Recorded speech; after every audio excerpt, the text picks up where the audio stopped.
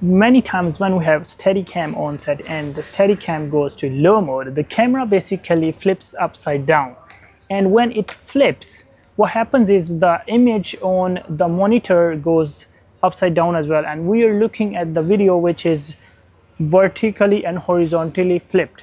So to solve that problem in many of the cinema cameras, you have an option called sensor flip. How can we do that in Arri Alexa 35? Let me just show you. And to show you guys, I'm gonna use Arri Alexa 35 simulator so you can see the menus better. So let's just jump into it. So I will go to menus, and in menus I will go down to image, and in image there is this option called mirror image, and once I am on that, I will go on V+H and then I will say OK. This is how easy it is to flip the image in Arri Alexa 35. I hope this video was helpful for you, and in case you have any more questions, just put them in comments and I will be more than happy to reply those.